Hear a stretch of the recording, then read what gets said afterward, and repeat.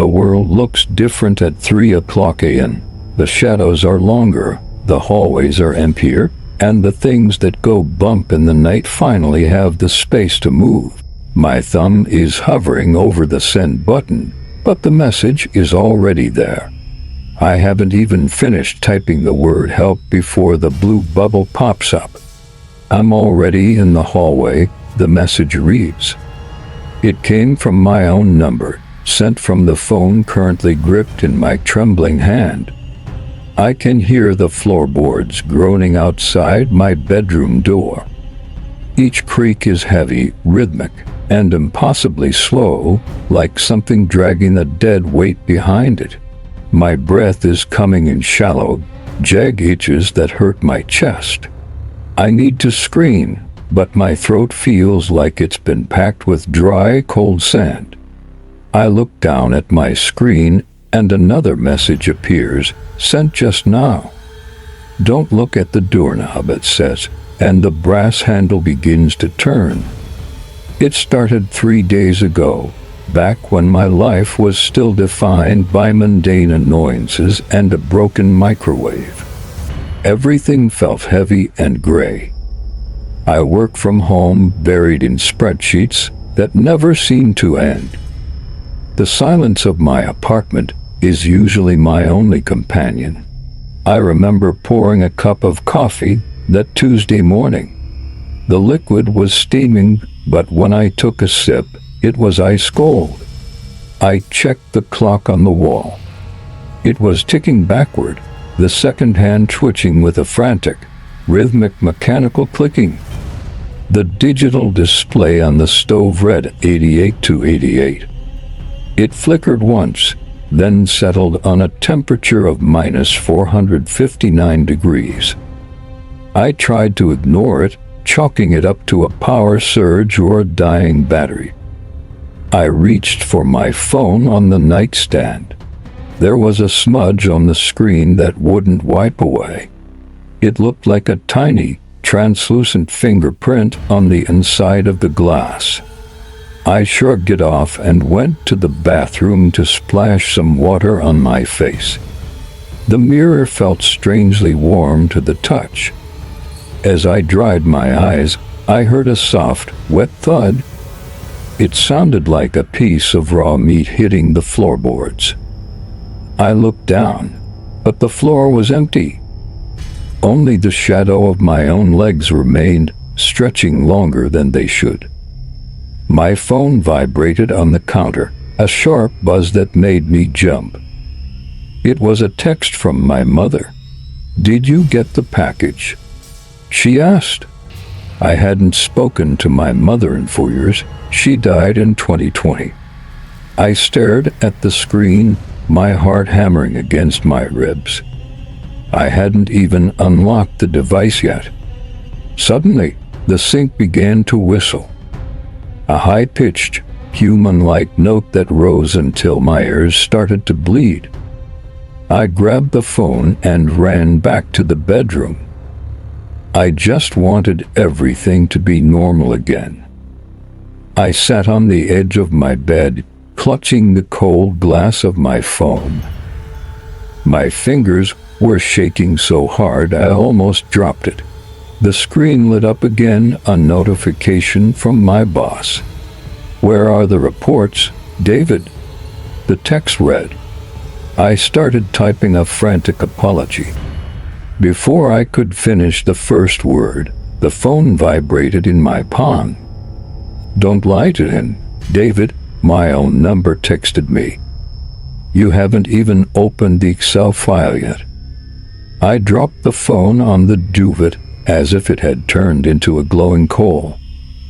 My hands were empty, yet the typing bubbles appeared.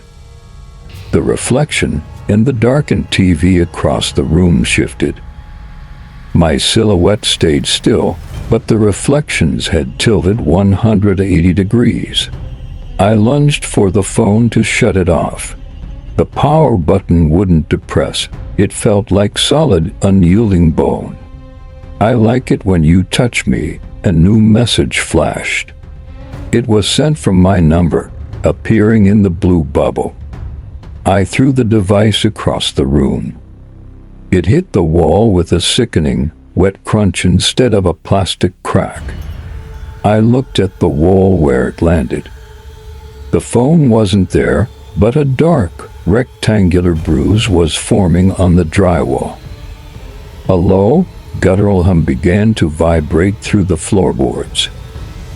It felt like a giant cat purring beneath the building's foundation. I looked back at my nightstand, my heart stopping. My phone was sitting right where I had first picked it up. I reached for the device with a trembling hand, determined to factory reset it. The screen was burning hot, almost searing my fingerprints away. I hammered the power and volume buttons, desperate for a black screen. Instead, the phone emitted a shrill, digital scream that lasted 5 seconds. The scream wasn't from the speaker, it was coming from the air around me. I felt the vibration in my own teeth. I tossed the phone into my nightstand drawer and slammed it shut. The wood began to rattle as if something was trapped inside.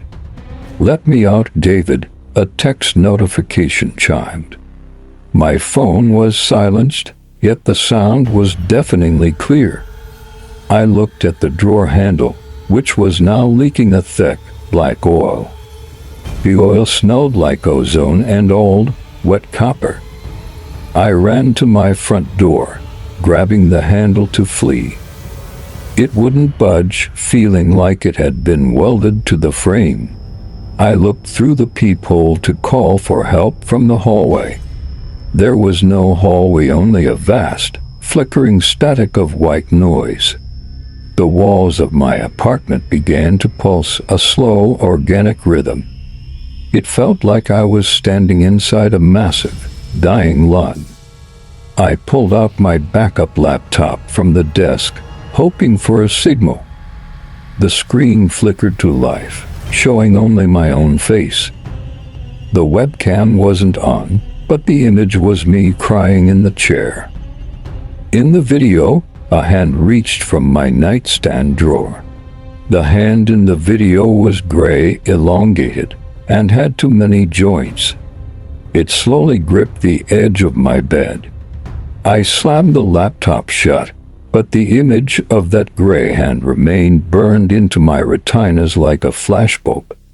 The nightstand drawer began to slide open with a slow, agonizing screech of wood on wood. I couldn't move.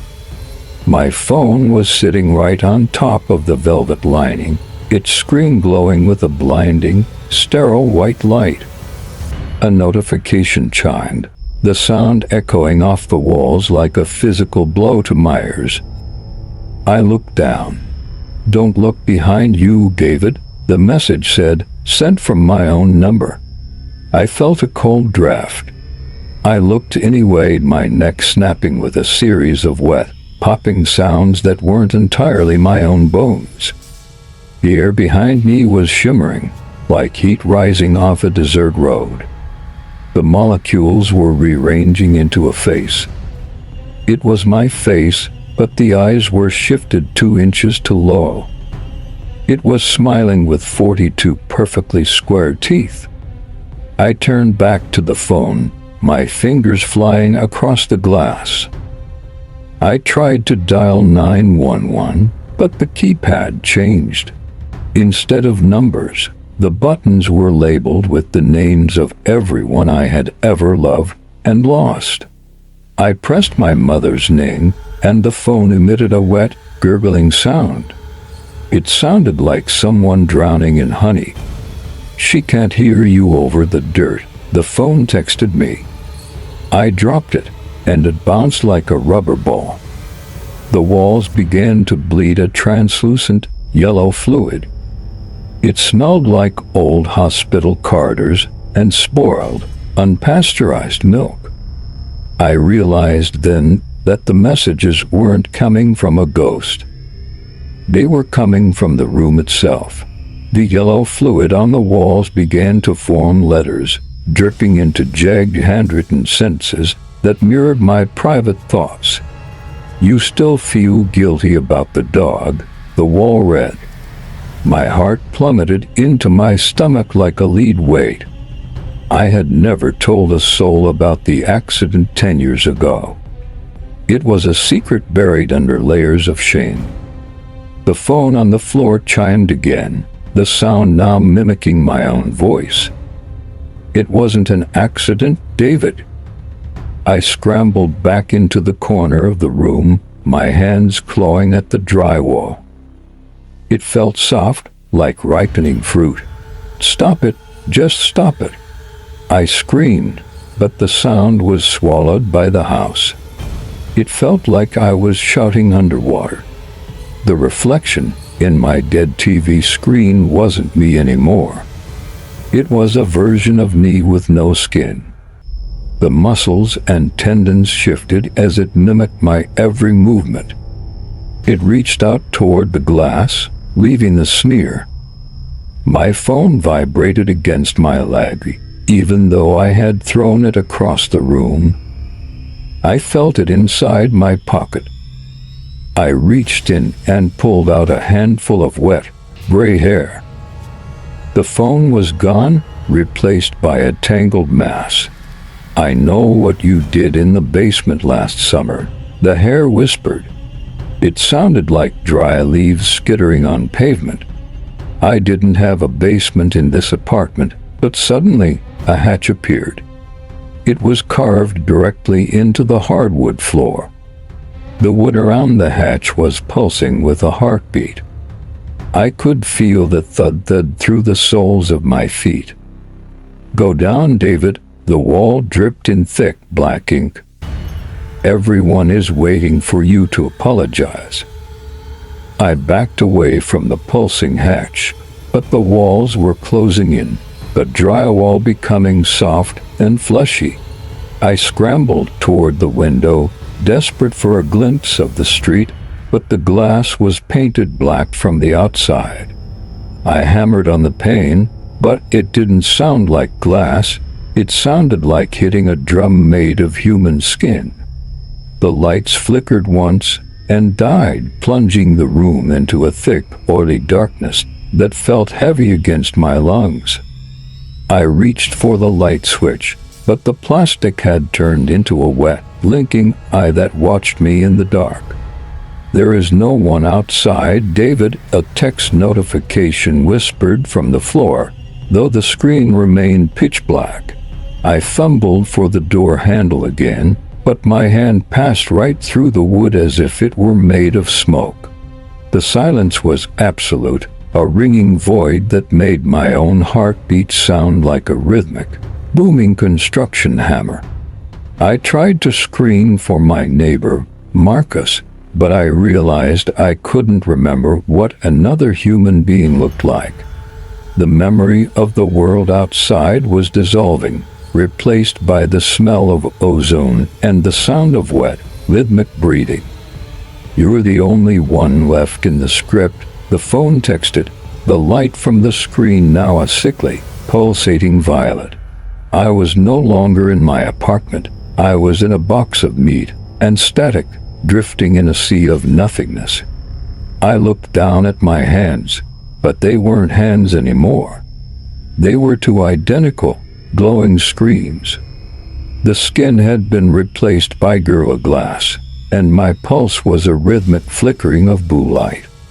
I tried to scream, but my mouth was a charging port, leaking a thick, black battery acid.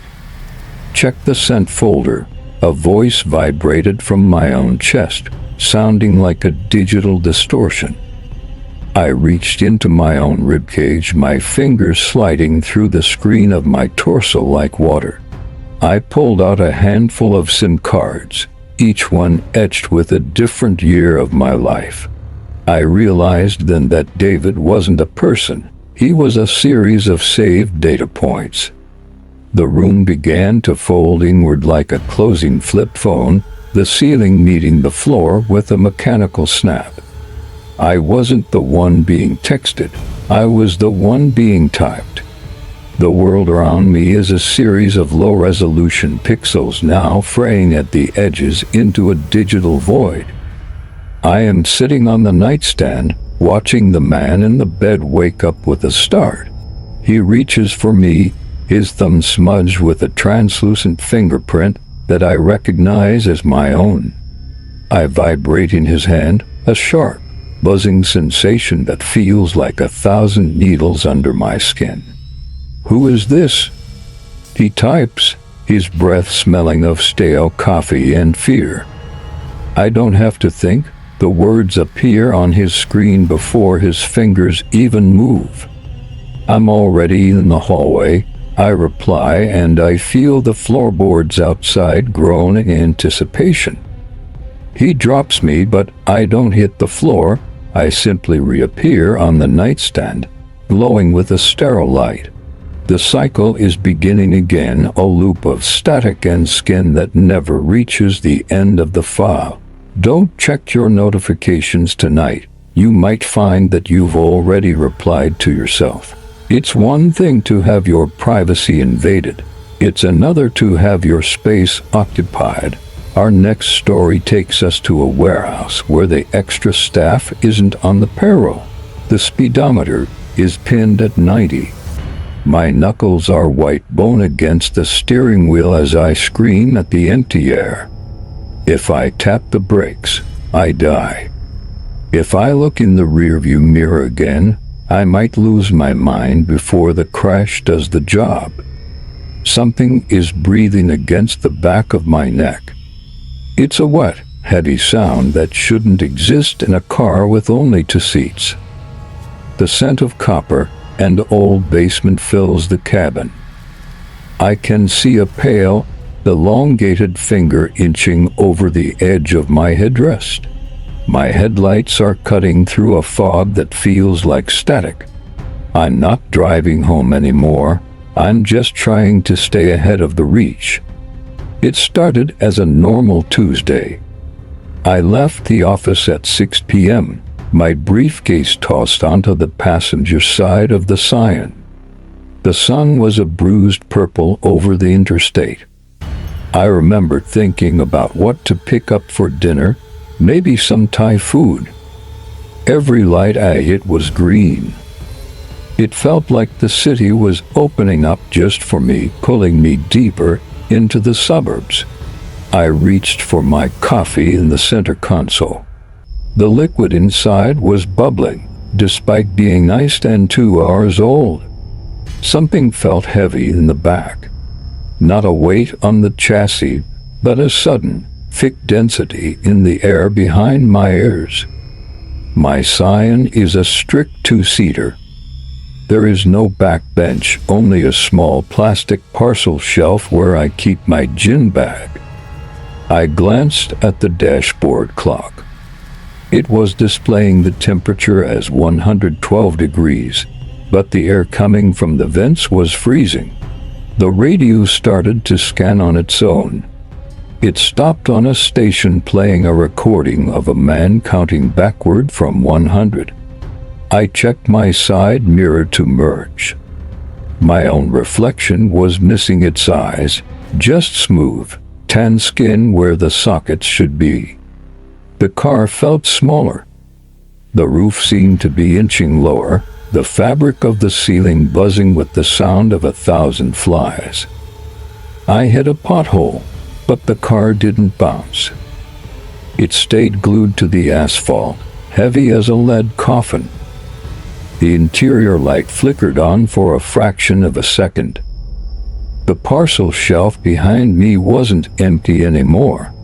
A pair of knees, gray and knobby, were tucked up against the back of my seat. Something was folded into that tiny space. I gripped the wheel until my palms bled. There is no physical way for a person to fit behind a Scion seat. The radio static cleared. A voice that sounded exactly like my mother's whispered, "Don't let him see you looking." The rearview mirror tilted downward on its own. It didn't show the road behind me, it showed a dark, wet basement. I tried to roll down the window for air. The glass didn't move, but the sound of wind roared inside the cabin. My hands felt cold. I looked down and saw my fingernails were suddenly 3 inches long and painted a dull, chipping black. A wet slap echoed against the plastic interior. It sounded like a piece of raw meat hitting a tiled floor. I looked at the passenger seat. The seat belt was clicked into place, restraining an invisible weight that was breathing heavily. My GPS recalculated. The map was a tangled knot of red lines that spelled out the word soon in cursive. The smell of ozone spiked. A flash of lightning hit a tree nearby, revealing a silhouette in my mirror for one frame. I slammed my palm against the door lock. The metal tab didn't move. It felt like it had been welded into the frame. I tried to pull over onto the shoulder. The steering wheel fought back, jerking me back into the center lane with a sickening crunch. My side view mirror suddenly shattered. The glass didn't fall outward. It imploded into the cabin, peppering my arm with stinging shards. I reached for my phone in the cup holder. It was red-hot to the touch, the screen glowing with a blinding, flickering white light. The engine began to hum a low, vibrating melody. It sounded exactly like a choir of children singing a funeral dirge. I stomped on the brake pedal. It went straight to the floor, soft as a sponge, offering no resistance to the speed. A pale hand gripped the top of my seat. The skin was translucent, showing thin, black veins that pulsed with a slow rhythm. The air conditioning vents began to leak. A thick, dark fluid that smelled like old copper dripped onto my shoes. I looked at the dashboard. My speedometer was climbing toward 100, but the world outside the windows was barely moving. The interior light clicked on and stayed. The thing behind me was a folded mass of limbs, its face pressed against my headrest. The car's horn began to blare. It was a long, steady note that harmonized with the engine's low, guttural humming sound. I tried to scream, but my throat was dry. I coughed up a single, wet tooth that rattled against the steering column. The creature shifted its weight, and the car tilted. Every 30 seconds, it would lean forward and inhale my scent. It was a rhythm, a horrible, wet metronome. I counted the seconds between its cold, shallow breaths. I tried to turn the wheel toward a ditch. The car ignored me, steering itself perfectly between the white lines. The radio skipped every 3 beats. It played the sound of my own heartbeat, amplified through the blown-out speakers. The pattern was clear. It wanted me driving. It needed me to stay at 90 miles per hour forever. Whenever I slowed, the long finger would brush my ear. The skin felt like damp parchment, freezing and impossibly thin. The highway signs were repeating the same message. Exit 0, nitrogen monoxide turning back, they screamed in reflective yellow paint. I looked at the clock. It was 6 p.m. again. The sun reset itself on the horizon, stuck in a permanent, dying glow. The creature's breathing synced with my blinking. Every time I closed my eyes, it moved an inch closer to my face. The smell of the basement intensified with every mile. It was the scent of wet earth and things left to rot. The car's interior lights pulsed like a strobe. In the flashes, I saw the passenger seat slowly reclining by itself.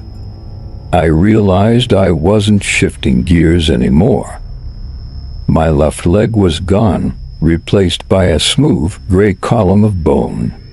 The wipers started scraping against the dry glass. They moved in time with the counting voice on the radio. I reached for the door handle one last time.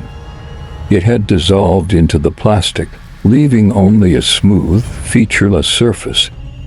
The creature leaned closer, and it whispered my name. It wasn't a voice. It was a vibration in my teeth.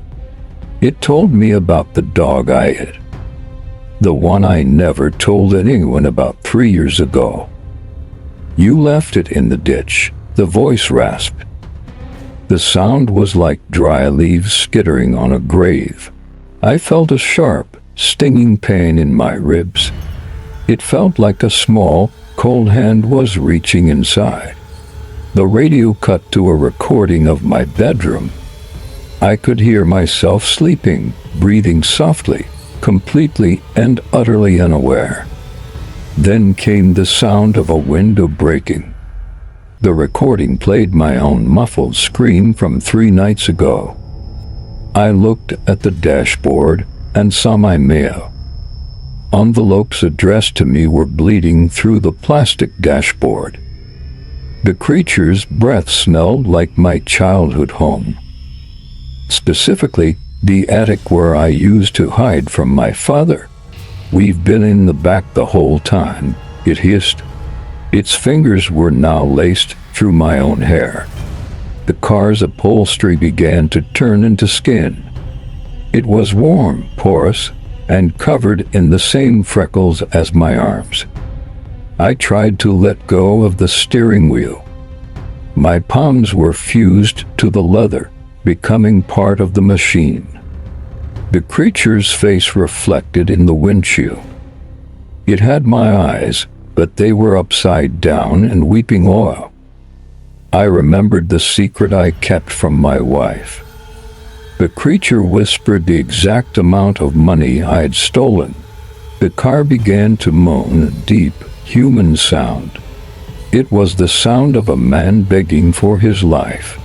I looked out the window for any sign of life. The other cars on the interstate were empty shells. They cruised at 90 miles per hour, perfectly spaced. I could see their drivers' seats were all vacant. My phone screen flickered one last time before dying. It displayed a single notification. Nitrogen monoxide 1 is coming. The street lights overhead began to blink out in sequence. Each one I passed stayed dark, erasing the world behind. I tried to honk at a passing semi-truck. The horn was silent, replaced by a wet, gurgling cough. The world outside the glass began to look like charcoal. The trees were black skeletons clawing at a featureless sky. I reached for the hazard lights, but the button was gone. The entire dashboard was now a smooth, organic curve. The creature's breath was the only sound left now. It was louder than the engine, louder than my pulse. I looked in the side mirror and saw nothing. Not even the road, just a vast, sucking void of gray. The interior lights stayed on, blindingly bright and white. It felt like I was driving through a fluorescent sun. I tried to shout for help, but no sound came.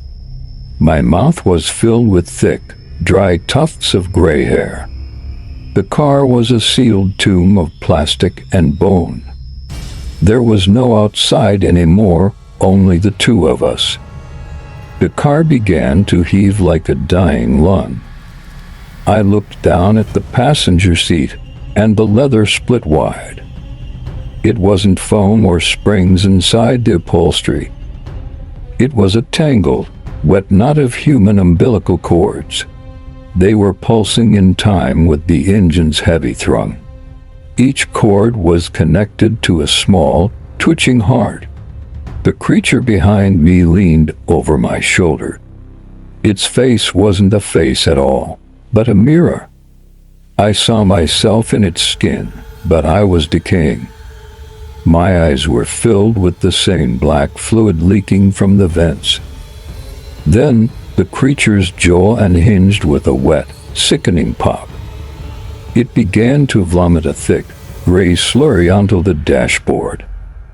Inside the mess, I saw my own car keys. They were covered in fresh, warm blood and bits of my own hair. The realization hit me like a physical blow to the chest. I wasn't the driver, I was the fuel for the car. The creature wasn't hitching a ride in my Scion. I was a parasite growing inside of its metal and glass body. The engine finally died with a long, wet sigh. I was parked in my own driveway, but the house was wrong.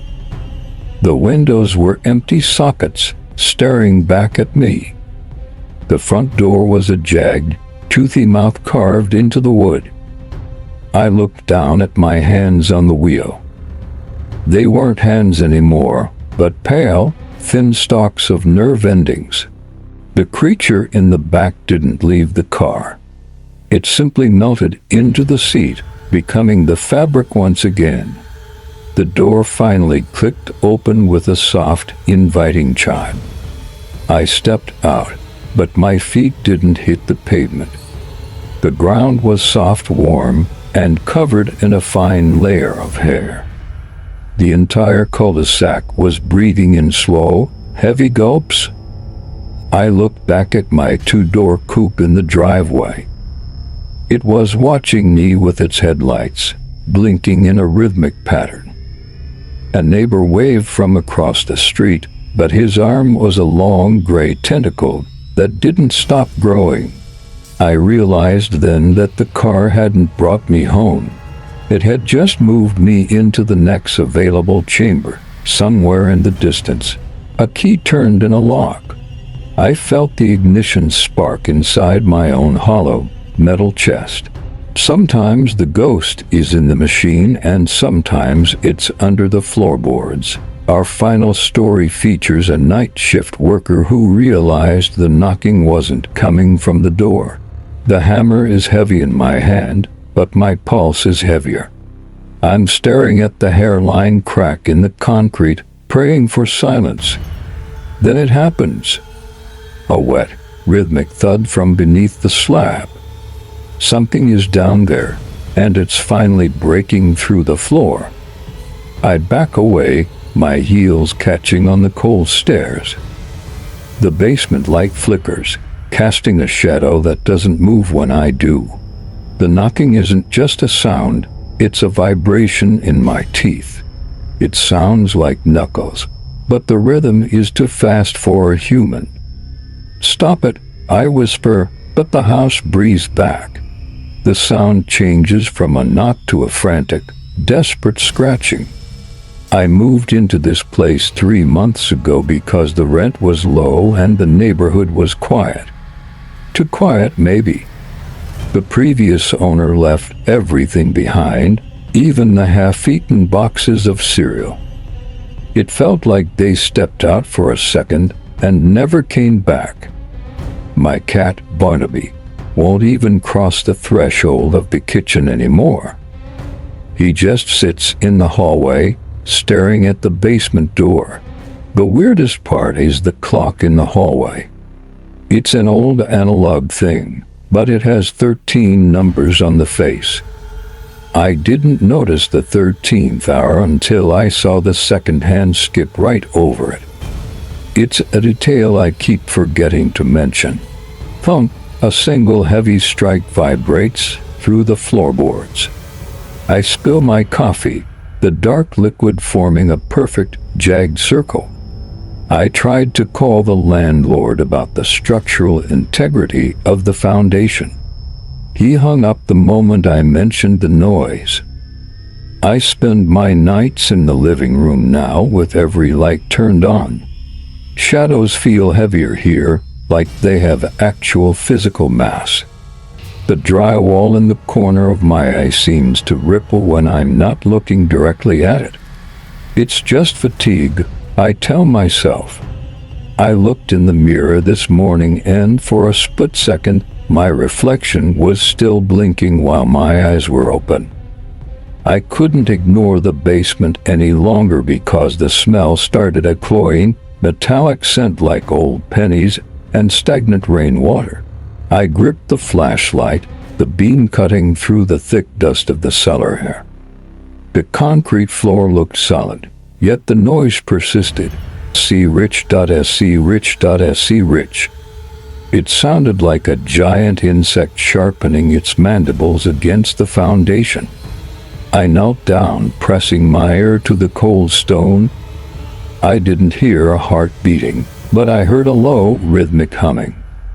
Suddenly, the flashlight beam bent. It didn't hit the wall, it curved toward the floor as if the light were being sucked into the crack. I scrambled back, gasping. The humming stopped instantly, replaced by a sound like a wet sponge being squeezed tight. I checked my phone to record the audio, but the screen showed a video of me from 10 minutes ago. I wasn't recording then. The floor beneath my feet felt soft for a second, like I was standing on a mattress instead of solid earth. I looked at the water heater. The pressure gauge was spinning counterclockwise, faster and faster, defying every law of physics. Then a voice came from the floor, not a scream, but a perfect imitation of my own voice saying hello. The sound was muffled by 6 inches of concrete, yet it was crystal clear, vibrating right through my kneecaps. I dropped the flashlight. It didn't break, but the light it threw was now a deep, bruising shade of purple. I grabbed the bag of quick-dry cement from the garage, my hands shaking so hard, I nearly dropped the heavy paper sack. I poured the gray powder over the hairline crack, watching it settle like ash over a fresh grave. Clang! The pipes above me shrieked. For a second, the basement ceiling looked like it was made of stretched skin. I mixed the water in, frantically smoothing the surface with a trowel, trying to seal the sound away forever. The wet cement began to bubble, not from air, but from something pushing up. Forming the shape of a palm, I hit the concrete with the trowel, screaming at the floor to just stay still for one godforsaken minute. The purple light from my flashlight began to pulse in time with my own frantic, galloping heartbeat. I ran to the circuit breaker to kill the power, but the metal box felt hot, like it was filled with boiling grease. When I touched the handle, the labels for the rooms changed. They all just said down in my own handwriting. I tried to shove a heavy workbench over the patch, but the wood felt soft, almost like it was rotting in real time. The scratching intensified, moving from the crack to the entire perimeter of the room, circling me like a predator. My reflection in the furnace's metal side didn't have a face anymore. Just a smooth, blank surface of pale flesh. I realized the knocking wasn't random. It was a code. 3 long, 3 short, 3 long. It was SOS. But the rhythm was wrong, dragged out like the time on my 13-hour clock. I heard a heavy, metallic clink. The furnace door swung open on its own, revealing a cold, empty belly. Every night at exactly 3:33 a.m., the basement floor begins its rhythmic, bone-deep thrumming. I tried to time the gaps between the strikes. The pauses were exactly 7 seconds long every single time. It was a heartbeat. The house wasn't built on land, it was built on something that was breathing. I looked at my kitchen tiles. They had shifted during the night into a perfect, spiral pattern. I tried to leave, but the front door handle felt like it was made of warm, wet bone. I'm trapped in a loop. I wake up, the knocking starts, and I find myself back in the basement. The something downstairs began to mimic the sounds of my childhood. My mother's laugh echoed from the sump pump. It's a pattern of consumption. The house eats the silence, then it eats the light, then it eats the logic. I found a notch carved into the cellar stairs. It was my height exactly as I was 10 years ago. The stairs are growing. Yesterday there were 12, today I counted 14 leading down into the dark. A drop of dark, viscous liquid fell from the ceiling and landed on my hand. It was boiling hot. The knocking stopped, replaced by a sound like a heavy book being slammed shut. My phone buzzed in my pocket. It was a text from my own number. It was a photo of me sleeping, taken from inside the floor. I dropped the phone. The screen cracked, but the image remained a pair of pale, lidless eyes watching from the concrete. "I know what you did to Sarah," the floor whispered. The voice was hers, but the tone was wrong. My heart stopped. Sarah moved out 2 years ago. I told everyone she just left one night. The floor beneath my feet turned translucent for a split second, revealing a tangle of long, dark hair. The smell of her perfume, lilacs, and rain filled the basement, overpowering the metallic stench of the rot. I tried to scream, but my mouth was filled with the taste of copper and wet, cold earth. "You buried the memory," the voice croaked. "But you didn't bury the body deep enough, did you?" The furnace door slammed shut again, the sound echoing like a gunshot in the cramped, airless space. I saw a scratch mark on the wall I'd made as a child. It was bleeding fresh, red oxygen. The basement walls began to lean inward, as if the house were trying to fold itself into a box. Every secret I ever kept was suddenly written on the dust of the floor in a frantic scrawl. I looked down and saw my shoes were gone. My feet were merging with the gray, wet cement. I tried to pull my feet free, but the concrete felt like quicksand made of cold, wet magnets. I lunged for my phone, but the screen was just a solid block of static that hummed like a hornet's nest. The basement door slammed shut above me. I heard the deadbolt click, but I was the only one home. I screamed for my neighbors, for anyone on the street, but the sound didn't leave my throat. It just fell. The purple light from the flashlight died, leaving me in a darkness so thick it felt like felt against my skin. I reached for the stairs, but my hands met only a smooth, vertical wall where the steps had been. I fumbled for the light switch, but the plastic snapped off in my hand like a brittle, sun-bleached bone. The silence was heavier than the noise. It pressed against my eardrums until I felt a sharp, stabbing pop. I am a mile underground in a room that shouldn't exist, in a house that has forgotten me. The 13-hour clock upstairs chimed once, a low, mournful gong that vibrated through the very marrow of my ribs. I realized then that the world outside wasn't there anymore. It was just me and the knocking. The floor didn't just crack, it unzipped. The concrete pulled back like a dry scab being peeled from a wound. I looked down, expecting dirt. Instead, I saw a ceiling. It was my own living room, reflected perfectly below. But it wasn't a reflection. I saw myself, the other me, sitting on the sofa, scrolling through a phone. The me below looked up, but he didn't have eyes. His sockets were filled with wet, gray cement.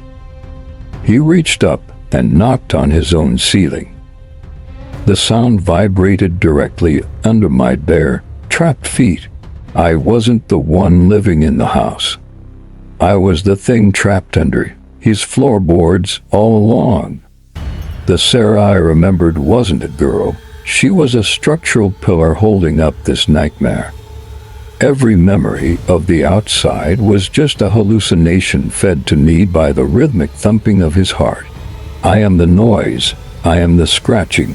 I am the reason he can't sleep at night.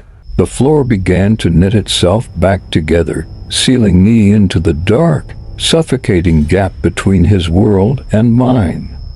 I hammered my fists against the concrete, the sound echoing upward into the living room as a fate. Rhythmic thud. The man above me, the version of me with the 13-hour clock, paused and looked down at his feet. He didn't look scared. He looked annoyed. He grabbed a heavy rug and dragged it over the spot where I lay. The weight of the furniture above me increased, pressing the air from my lungs until my ribs began to splinter. I'm still here, curled into a space that is only 4 inches high, waiting for the light to crack again. He thinks he's safe because he turned up the television to drown out the sound of my screaming.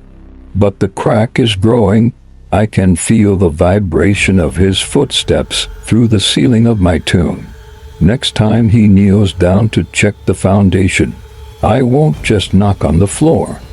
I'm going to reach through the concrete and pull him down here with me.